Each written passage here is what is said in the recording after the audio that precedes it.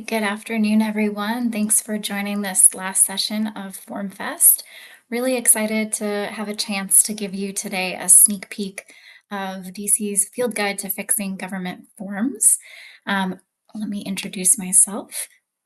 I am Carissa Minnick. I serve as the Civic Design Manager here at the Lab at DC, which is a research and design team in the Office of the City Administrator, and we sit under the DC Mayor. We're a team of civic design researchers, social scientists, and data scientists who work with our fellow DC government agencies to meet the needs of district residents. We're here to talk about forms. So I'm going to say just a little bit about what the lab's foray into forms has been. It began nearly 9 years ago with an event that we called Formapalooza, which was this day-long session to overhaul a handful of DC government paper forms. And the idea here was to activate the residents who already are using those forms and ask them, what's not working for you? They shared back with us things like the driver's license application, the basic business license, the child care voucher application, things like that. So that day of the day of the event, we brought together residents, our government colleagues who are in the agencies that support those forms, experts in plain language and in behavioral science, and we worked together as a team to systematically improve 5 government forms. So residents prototyped in small groups with support from government staff, and we left the day with prototypes that informed the final versions of the forms that our team then went on to design. We repeated the event in 2018 with another crop of 5 forms. And after that, our form work just kind of took off from there. Colleagues across district government were seeing our work and asking for help with their own forms. So in those first couple of years, much of our form work was focused on turning existing paper forms into better paper forms. But when COVID hit in 2020, we stepped up to make many new digital forms just really to meet the moment. Things like pandemic unemployment insurance application, a micro grant application for small local businesses, and several different forms that were related to landlords and tenants who needed financial assistance as it related to rent. In those 9 years, the lab has developed over about 60 forms used by 14 of our DC government agencies. And as you might imagine, we've learned a few things along the way, good and bad. So we thought we'd share back with you, our fellow public servants, what has worked for us. And that's what we did by writing this field guide. We intentionally call this a field guide because field guides are practical tools that you take out into the field. You thumb through the pages to identify something that you're seeing and want to learn more about it. They're meant to be accessible to both the expert and the amateur. So this field guide outlines our steps for form design that we've refined over time, along with examples sprinkled throughout that point to our own work. And we've created a notebook at the end with worksheets that can be printed so you can take them into the field and add notes as you're working on your own form designs. So throughout the presentation, you're going to see this symbol pop up on the page. That's just going to indicate when something is a worksheet that's available in the field guide, which I hope you will take a look at later. Today is truly the first public look at the guide. So we're going to walk through most of the sections, and then I'll share a link to the guide so that you can hopefully download it and put it into use in your own jurisdictions. All right, so here's how we'll spend our 45 minutes. First, we'll talk about why forms matter, even though I am betting that you already know why they matter because you have elected to attend a 5-hour conference on government forms. And then we're going to talk about where bad forms come from so you can spot them and then course correct. We'll talk about what a healthy form looks like before we then dive into our steps or the lab steps for designing a good form. And finally, we'll have some time for your questions at the end. A few housekeeping items before we dive in. Please know that I will do my best to reserve as much time as possible at the end for your questions, but the Q&A section is open. So whenever you have a question, feel free to just pop it in there so you don't lose it. Also, keep an eye if there's something that you also would really like me to answer, go ahead and upvote it with a thumbs up, and I will try to just take the most popular when we get to that time at the end. Second, you may notice some birds throughout my presentation. As I mentioned, this is a field guide, and I looked at a lot of guides for inspiration as we were writing this. So many happened to be about birds, and I guess they just kind of wormed their way in here. And lastly, I'd like to ask a favor. It can be hard sometimes to read the room in a virtual presentation, like, did my worm joke land just now or no? But I have turned on emojis on the bottom of the screen, sort of bottom middle. Please feel free to send some emojis up throughout the presentation so I can just get a temperature check as we're going through. So with that, let's get started. All right, so to sort of frame for us why forms matter, I really love this very quick scene from NBC's Parks and Recreation, and it goes something like this. There's this exasperated resident who walks into Pawnee, Indiana's Department of Parks and Recreation and says, "My bird is missing. I need a permit to post signs." To which the lovable Andy Dwyer, who is working the permit desk, says, "Yeah, okay, let me just look for that form," which is promptly met with a, "There's no time, he can fly." I think we can all empathize with an experience like this. Maybe you didn't lose your bird, but perhaps you were trying to get a permit for a much needed repair to your home, or you lost your job and you needed to quickly get your first unemployment insurance payment to cover expenses. Forms can be such a tedious barrier. They can feel like they're just simply out of touch with the urgency and immediacy of your need. So to say it another way, a poorly designed form is just frustrating, but that's really only about 10% of why forms matter. Poorly designed forms also have the power to burden, traumatize, dehumanize, and even criminalize the person using them. And that's why they deserve our attention. So let me give just a couple examples. When your need for assistance is rooted in a trauma, for example, applying for burial assistance after losing a loved one, being asked to extensively prove your need may come at the expense of your mental and emotional health. Another example, don't risk your chance for federally or locally assisted housing by providing false, incomplete, or inaccurate information. How many of our government forms start with this type of language? At a minimum, it's off-putting, but at worst, these warnings can feel incriminating. And when we start conflating need with criminal intent, we're further reinforcing that asking for services may just not be worth the risk. So these are some of the reasons of why forms matter so much. But I know this crowd already knows that. All right, so where do the bad forms come from? I have seen my share of bad forms and worked with a lot of folks on forms, and so I can say, in my experience, they do not originate from ill-intentioned bureaucrats. When our team has encountered bad forms, it's usually because one or a number of these four things have occurred. The first is sediment. Government tends to add new programs, policies, regs a lot faster than it ever removes or replaces them. And then these new requirements get added into forms or codified into forms as new questions or disclosures. And nobody stops to do a holistic review of the document. So the form gets longer and it asks the same information multiple times, and it can even end up contradicting itself across pages. Another origin of bad forms is silos.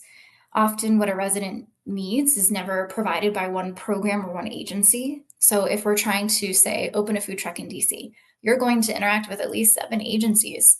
And that means a resident or a business owner may find themselves asked for the same information multiple times by multiple agencies, and maybe, again, giving contradictory information from one form to the next. A third reason is the curse of knowledge. And this simply means that it's just hard to imagine what it's like for someone to not know what you already know. So as public servants, we hold extensive knowledge about our services, but that makes it really hard to give clear and complete information to the public who might just be interacting with the service every few years or even just once in a lifetime. The curse of knowledge just results in this unconsciously leaving out pieces of information that are going to help your user complete your form successfully. And the last source of bad forms in our list is a lack of user testing. Often forms just simply aren't tested with the diversity of people who will use them. And despite our best attempts to create a good form on the first draft, no one can really account for everything. So we see common user errors and accessibility challenges start to creep up. I'm going to play a short clip that I think hammers home both the curse of knowledge and why user testing is so important here. But bear with me. I'm pretty confident we're going to have to endure a commercial, so hang tight.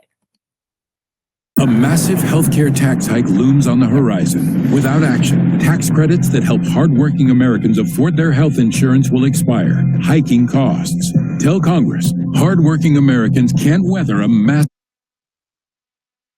healthcare tax hike. Step 1, get 2 pieces of bread out. Got 'em. Get a butter knife and get some PB. Take 1 piece of bread, spread it around with the butter knife. No, Dad, with the peanut butter. I'm just doing what it says. It says take 1 piece of bread, spread it around with the butter knife. Hold on. Get some jelly, rub it on the other half of the bread. No, Dad, open the jelly. It doesn't say to do that. Put the breads together on top of each other. Take a big bite. This doesn't taste like a peanut butter jelly sandwich. Fail. Oh, no, we don't want to watch it. Okay. All right. Well, hopefully that resonated with some folks. I honestly feel for both the father and son, I have been the dad who is baffled by the incomplete instructions when I'm trying to do something, and I've been the son who is frustrated with the people using my instructions who seemingly just don't get it. And these challenges are very real, but they are surmountable if we are intentional. So what does a healthy form look like? In the field guide, we offer this, and let me be very clear, fictitious birdhouse building permit application. It's simplistic for sure, but it highlights several features that make for a strong form. For the sake of time, I'm not going to go through each one of them right now, but I'm just going to highlight 3 that I think are very often overlooked. First, we want to make clear that the form, or what the form is for, and who is providing the service. So naming the form something accessible like birdhouse building permit application instead of permit application BH25. Second, provide information about where to get human assistance, because sometimes a human is needed and that is not a failing. So help residents access that help when it's required. And the last one to note is to tell a resident what comes next. Knowing how you're going to hear back and roughly when helps you manage expectations. And it also has the bonus of minimizing residents reaching out to your agency prematurely while things are still processing. I want to give a quick nod to the fact that most of what I'm talking about today in the field guide is about both paper and digital forms. It may seem dated to talk about paper forms in a digital age, but we have a few reasons. First, paper might just be what's available to you in your agency at this moment. And digitizing your form may not be an immediate option because budget limitations or technology constraints, and that's okay. A good paper form is better than a bad form in any format. So your goal is to improve the user experience, and you can get there incrementally. Second, you may need a paper form, even if you have a digital version. Some users may not be digitally literate. Others may lack internet access or simply just prefer paper. So having both paper and digital formats might be part of your accessibility plan. And if your form is already digital, that's great too. So there's significant overlap in the design process for paper and digital. You'll see that reflected throughout our field guide. And where they diverge, we try to make a point to note how they differ and how to design accordingly. So let's get into how do you actually design a great form. Actually, first, I have a little riddle for us. If a group of birds is a flock, what do you call a group of forms? I'm going to just give everyone a moment in case you want to be bold and venture a guess in the chat. Let me see if I can toggle over there. Ooh, okay. A frustration, yes. A hassle, a ream. Ooh, these are great. A burden. A flutter. Oh, nice. All right, well, keep them coming because your answer may be better than what I came up with. But for now, I'm going to say a packet. A packet. This is an original joke, so thank you. All right, so to get back into it, here are the lab steps for form design. And this is what the bulk of the field guide walks through and offers some practical advice with worksheets to shepherd you through each step in the process. So I'm going to talk about each one, but I want to point out what people often think form design is. drafting, that pen to paper or mouse to computer. And drafting is, of course, part of form design, but it's at best maybe a fifth of the work of designing a good form. And it's certainly not where you're going to start. So first, we want to assemble our team. And that's the group of people who are going to work on the form design. We have found that 3 to 5 people who work in different corners of your service make for an ideal team. You'll consult and pull in other staff throughout the process, but keeping this core group really small will ensure that there's a sense of ownership amongst the members to keep things moving. And the types of people that you'll want on your team are a mix of frontline staff, program staff, legal, and then again, if you're working on a digital form, someone from IT. Here's why. For frontline staff, of course, these are the people at your front desk or in your call center who are interacting pretty much daily with the public. They know the common questions users have and the pitfalls that they experience. You'll need that perspective. Program staff are the people who hold the service delivery goals in mind, and they're the policy experts. At the management level, they're aware of the organizational structure and how employees work together at different levels of the service's delivery. And they usually are also the decision makers about how the service and its accompanying form are delivered. Then you have the lawyers. These are the people who know the regulations that govern the service, and often their approval is required before a form can be released to the public. And I have found that it is much better to have them in your process throughout than to have them redirect your work at that final review stage. And lastly, IT staff. These are the people who know what's technically possible with the systems that are underpinning your form and the service delivery itself, and they know how the form submission interacts with the backend systems. The benefit of assembling this team is not just that you're bringing broad expertise together, but also that you'll create broad organizational buy-in for the new form and maybe also some new processes when you eventually roll it out. Okay, next, you'll want to identify your users because it's helpful to have a clear idea of who is using your service and of course, therefore your form. There isn't just one type of user. Of course, there are many. So rather than trying to craft a series of personas or profiles to kind of capture that full spectrum of needs, I like to think about what is true first for most of your users. We'll say roughly 75% of the people who are going to use your form. Then some of your users, roughly 20%.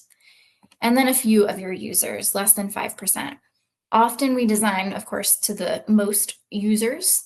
And as the definition indicates, that's going to work for most. But we also need to consider what will be true for some and a few, because if we don't, the form is likely to poorly serve the most vulnerable. So here's an example.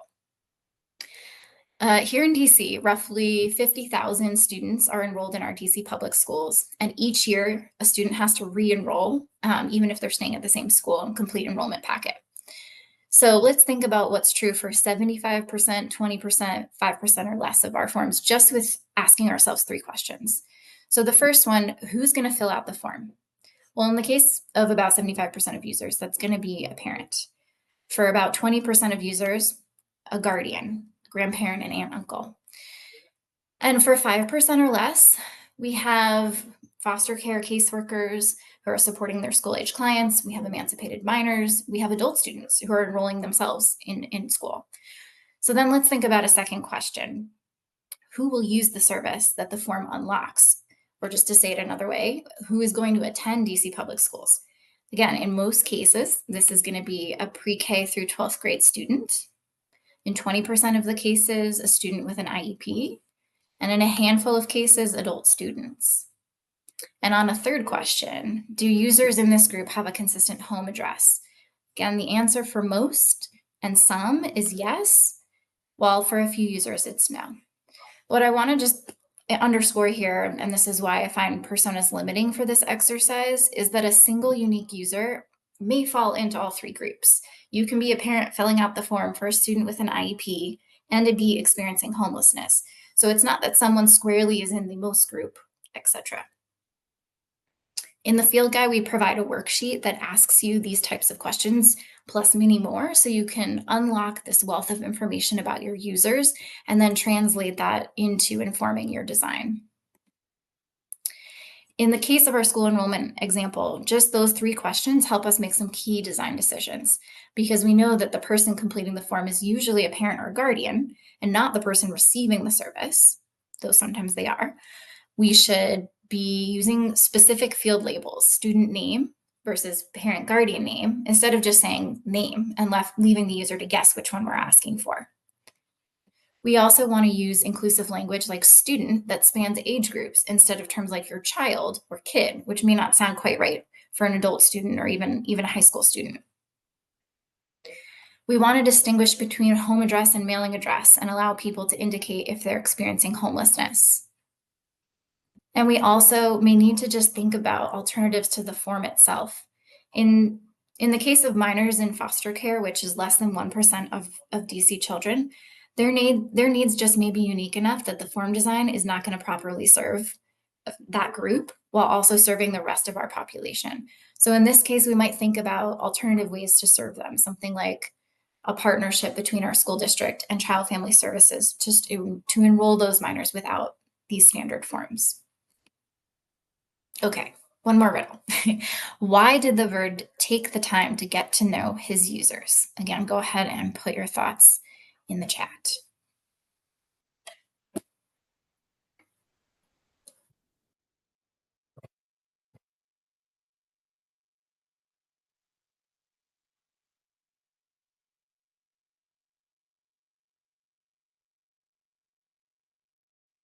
You didn't want to wing it. Excellent. So they could fly.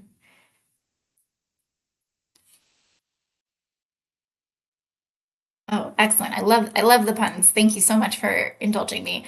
All right, here's what I came up with. Because he didn't want to pigeonhole anyone. So, thank you. All right, keep us going. The next step in our process is to orient yourself with the service your form is unlocking for the user. Because remember, when we are talking about forms, we are really talking about services. We need to understand what precedes and then follows the form. And to do that, we process map. And a process map is going to illustrate in really great detail the steps a resident takes to go from expressing a need to successfully addressing it, the end-to-end experience. It should look something like this. When you have a complete map, it will show you both where your form fits into the larger process, kind of highlighted there, and it will help you write a better form that offers context and complete instructions to those who fill it out. Plus, a bonus of process mapping is that it will usually help you locate pain points beyond the ones in the form itself, and then think about how to resolve them. So, for example, if, again, in our fictitious applying for a birdhouse building permit, you are required to write a $20 check, that could be a pain point for someone who's unbanked. And then you could consider, could cash be added as a payment option? Again, just an example. Now, if you're designing a completely new form, you'll need to approach process mapping differently since you're not documenting what is happening, but your goal here in this step would be to chart out what you think should happen for an ideal user experience. In the guide, we offer a how-to page on leading a process mapping session that talks about who should be in the room, what tools you need to do it successfully, and then what types of questions to be asking. All right, once you get through that, now it's time to actually assess your existing form if you have one. And the goal at this stage is to learn whether the form you're redesigning is or isn't performing the way that it should. Here we're looking to see, first, is it readable? Is it free from jargon and written at no higher than an 8th grade reading level? Is it accessible? If we're talking about a digital form, is it 508 compliant? Is the form accessible for people with low vision? Is it logical? Does the order of information and questions in the form make sense? Is it possible for people to skip questions or sections if they're not relevant?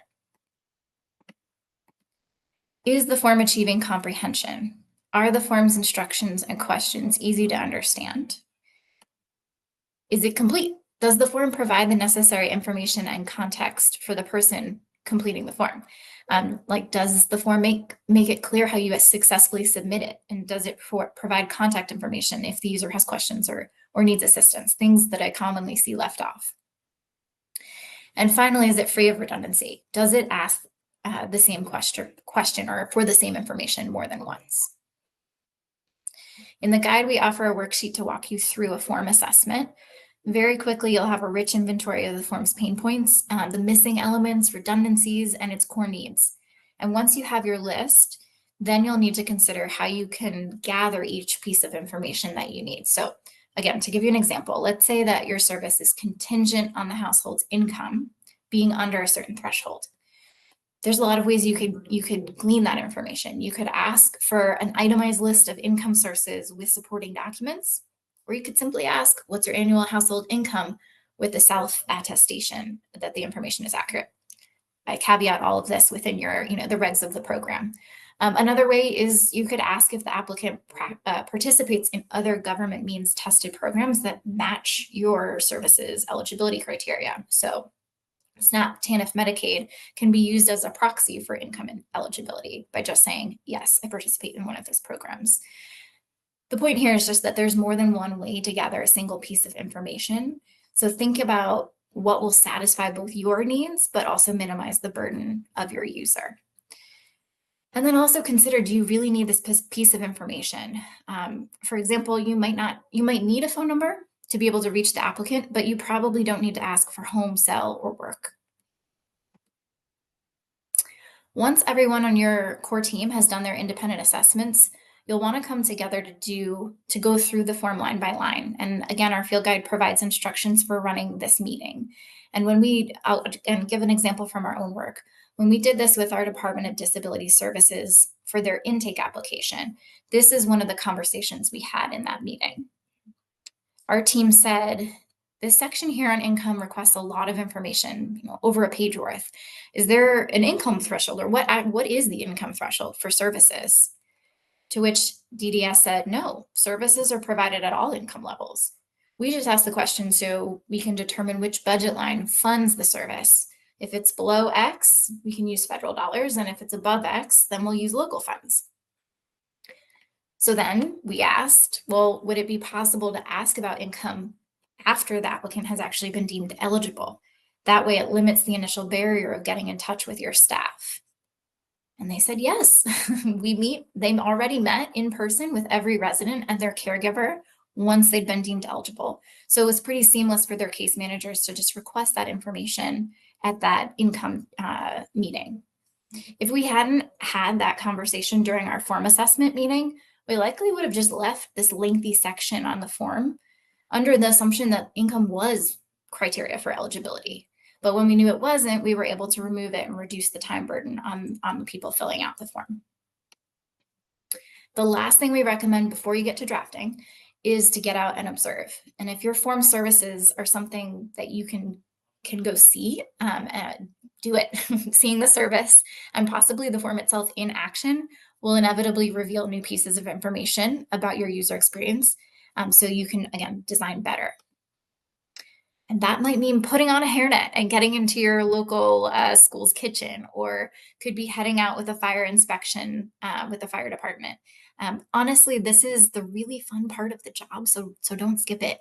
You'll see things that you never think to ask about. Here's another example from our work. When we were working on the driver's license application with the DMV, we started by printing the PDF copy of the application form off of the DMV's website. And we saw that there was a question that asked if the applicant also wanted to register to vote, information that the DMV that would then pass along to our Board of Elections if the answer was yes. But it wasn't until we went to the DMV that we realized how that information was shared with the Board of Elections. We had assumed it was typed into a database and then digitally sent to them.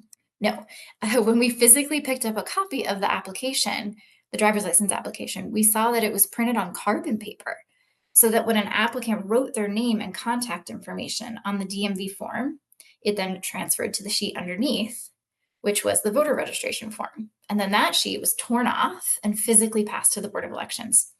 So this meant if we wanted to move the contact information section, which is sort of just, name, address, phone number, if we wanted to move that on the driver's license application, then we'd also have to change the voter registration form, and we did not have permission to do that.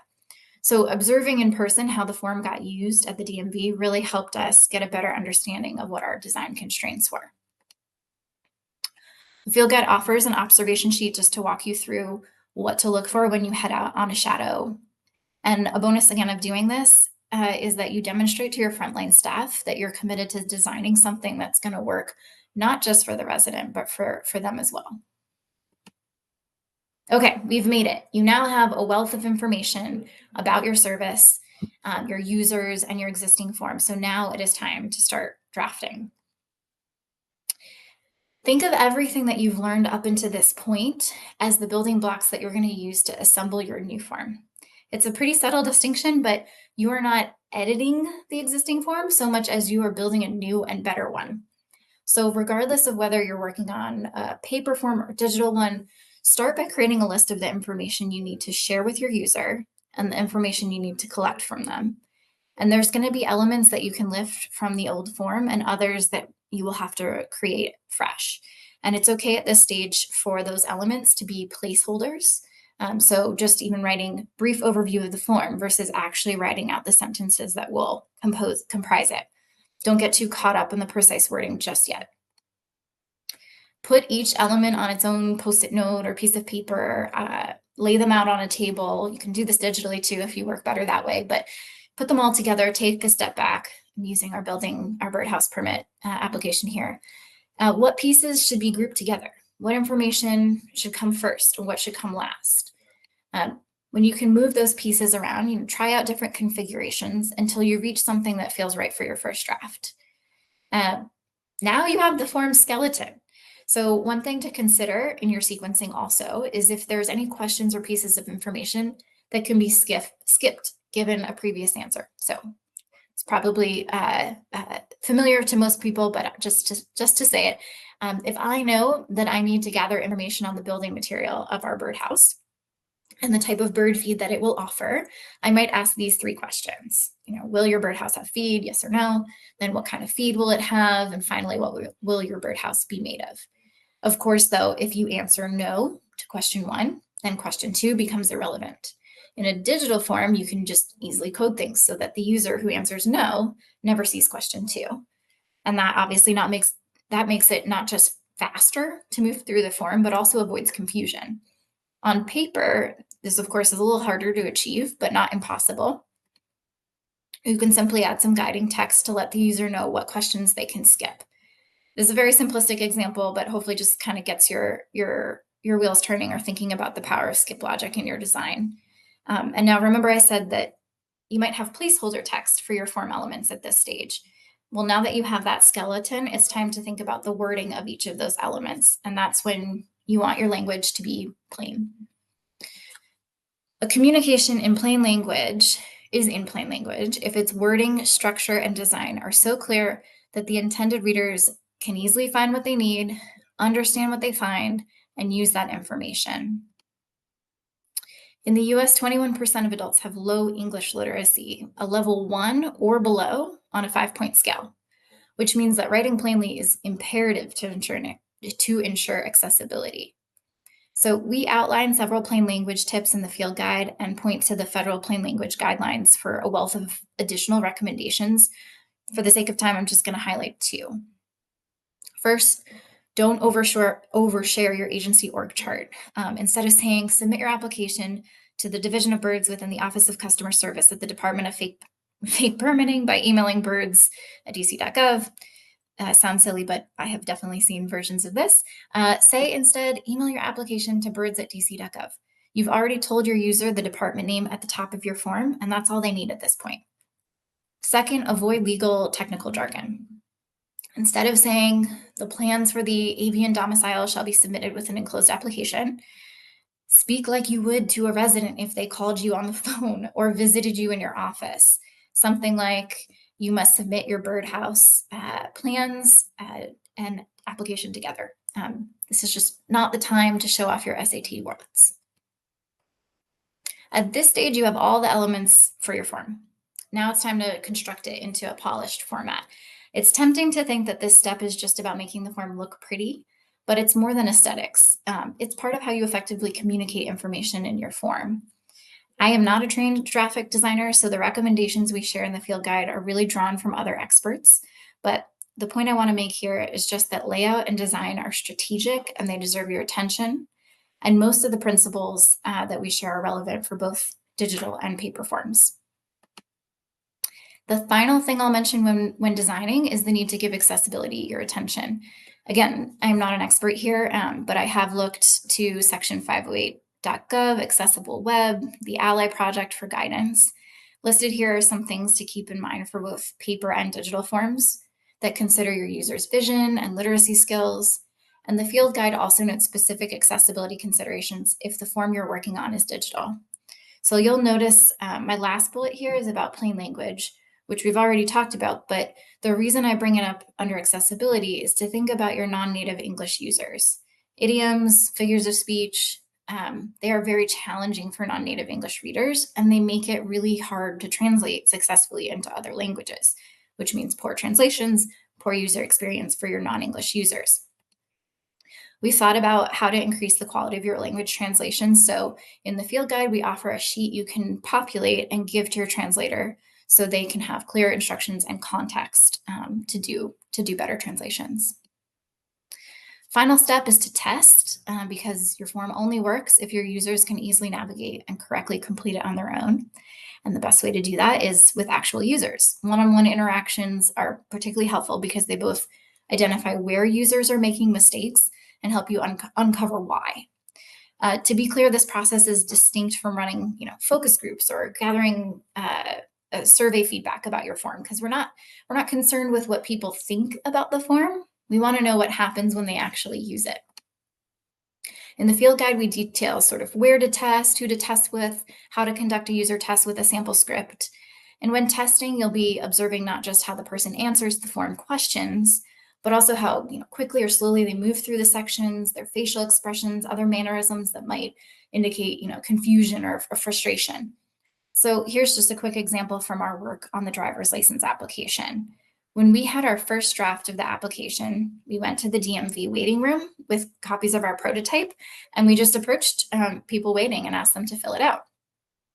During one of our first engagements, a user moved pretty slowly through the first few lines of the medical history section and checked no for each item. And then he kind of sped up and checked no for the rest. He was wearing glasses. So I asked, do you wear those glasses to drive? And he said yes, after he had just checked no. And this pattern repeated itself with a few other users who had simply seen Alzheimer's disease and diabetes at the top of the list and said to themselves, I don't have any medical conditions, so I don't need to read each one. I'll just check no down the list, right? We've all done this in your doctor's office where there's like 50 different things. You start to go on autopilot after a few. So after completing this test, we reordered the questions with more common medical issues listed first to help avoid this error. All right. I think we've made it to the end. So quick recap, and hopefully you've seen throughout this session that designing a good form is a process. It involves a lot of work before we can get to the drafting of the form. You are assembling a diverse but small and mighty team to take this on. You identify your users and what their needs are. You're mapping out the end-to-end process or resident experiences to access your service. You assess your existing form to understand its components and see what's missing. You observe your service in action to see what things you'd never know to ask. You take plain language, accessibility, skip logic, graphic design, all into account when you're doing your drafting. And finally, you test with the people who are actually going to use your form. Okay, that's what I've got. How to do. We got about 7 minutes for questions. Feel free to use this QR code. I'll leave this up for a moment so that you can get the first access to the guide. Love to hear feedback about what you think, and certainly if you put it into use, would love to hear that too. So thank you, everyone. Let me move over to the Q&A. Give me a second to just read through, and I will just start to take them one by one. All right.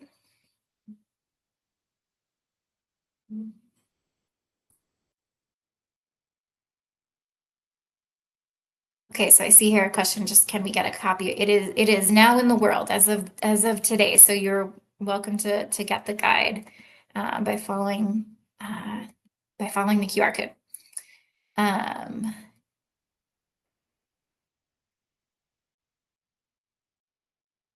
And yes, the slides should be in the resource section of FormFest, wherever that may live. Maybe Colleen can put in the chat how to access that, but you should be able to get access to the slides there.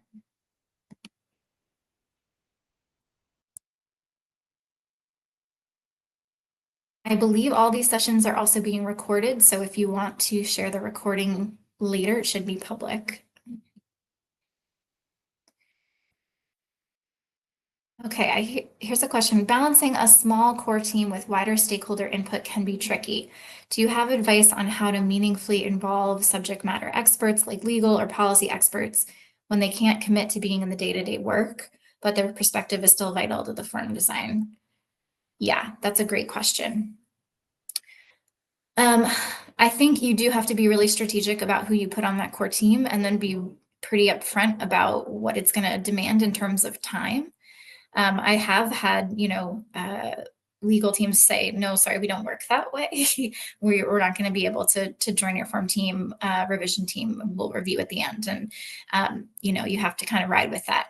But I would say try to think about a mixture of levels of people. So if it really is going to be helpful, it might be really helpful to have,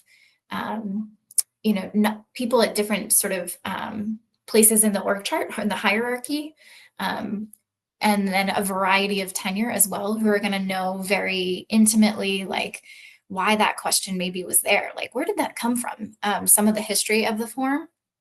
But yeah, I think otherwise there's opportunities in this process to pull people in, whether that's just for, maybe it's the form assessment meeting, maybe it's the process map, maybe it's coming to shadow if what they do is something that's shadowable, and finding those threads or different pieces where you can plug people into the process, even if they aren't there from start to finish. I think will get you their expertise along the way, and you'll benefit from that. But again, I think one of the things that I want to always stress is buy-in. And I think when people can see the level of thought that you're putting into this process and attention, there's going to be a lot more buy-in for what the end product looks like. Great. Someone asked your favorite online form platforms. Yeah, so not an official endorsement for sure, but our team has actually used Alchemer, formerly Survey Gizmo, for a lot of our quick form stand-ups. I talk about this a little bit in the guide too, kind of a matrix of thinking about what tool might be right based on the complexity of the questions that you need to ask and the volume of the form that gets used. Is this a low use case, or is this something that's being used by hundreds of people every week? So for digital forms, we tend to gravitate towards a tool like Alchemer, mostly because it is an affordable tool. Our team, again, is kind of working with other agency partners. So if the agency partner needs to stand up something quickly, and they can pretty easily usually ask for one license, like $1,000. That's something that's easy for agencies to procure versus some of the more expensive softwares. And for paper, we design in Word. There's a lot you can do with it.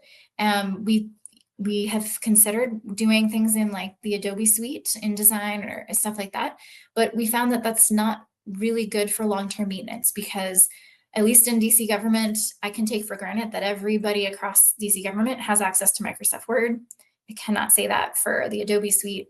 Again, most people know how to navigate in Word, maybe some better than others, but I cannot say that for InDesign. So when we're thinking about, hey, forms have to be updated over time, we want to make sure we're picking tools that we know people can use on their own. And we're not just going to calcify this form for the rest of eternity because nobody has access to Adobe InDesign and nobody knows how to use it. So that's what I would say as far as platforms. Great. I will put the URL in the chat. I see we're just in our final minute, and I'm sorry I couldn't get to all the questions, but I welcome any opportunity to connect. I'm pretty active on LinkedIn. If you'd love to shoot me a message, I'm happy to try to address any of your questions or thoughts that way as well. So thank you everybody for your time. and have a great rest of Farm Fest.